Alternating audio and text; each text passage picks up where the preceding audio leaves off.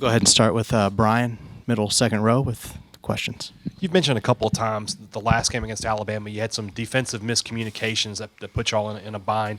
Sort of explain what happened in there and what you can do to correct it this time I just around. thought when we were talking about how we wanted to play them, it confused our guys in terms of we were giving no help on drives.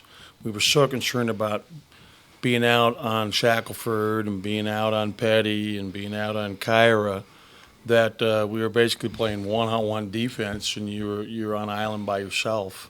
And obviously you can't play that. We got to have good team defensive concepts. And so that's what I was speaking to. Go ahead and get the microphone over for Logan, first row on the left.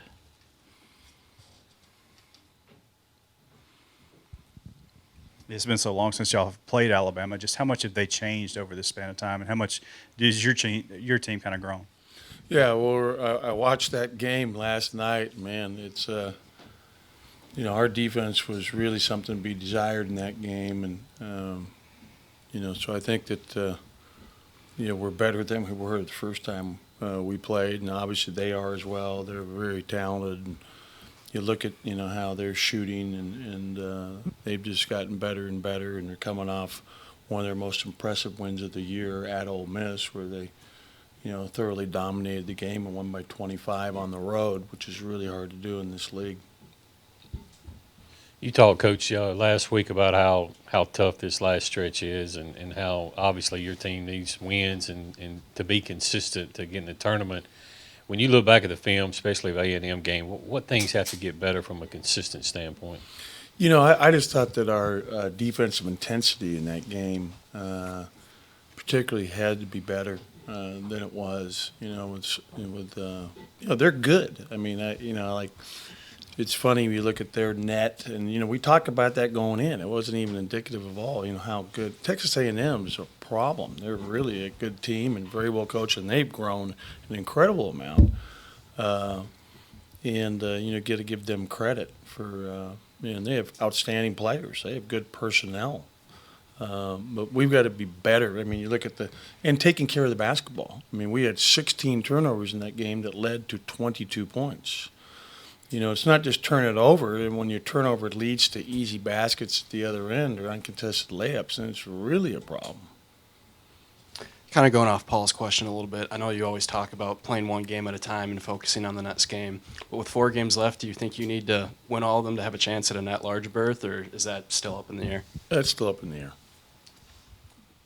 Again, questions for Coach with the microphone to you. Let's go ahead and get it back over to Paul here. Left side, first row to Coach.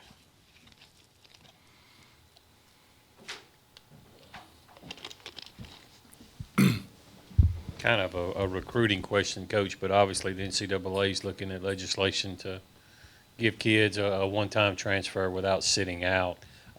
If that rule happens, how does that kind of affect the way you recruit? I think that would be a really bad thing for college basketball. I think that if that happens, we'll deal with it at that time. Yeah, DJ Stewart has played so well over the last month and a half or so, but Saturday was kind of an off game. Was it just an off day for him, or what were they doing to kind of keep him, from? Yeah, I don't think it was anything that they were doing. He was 1 for 7 from the field. He still had 5 assists. He made some really good passes. I know that he was not pleased with his performance in that game, and he was in the gym early yesterday, getting extra shots up before we met, and lifted and went through some stuff as a team yesterday. So that's the kind of kid he is. And, tomorrow's game is again an 8:00 game, which is always tough here in Starkville.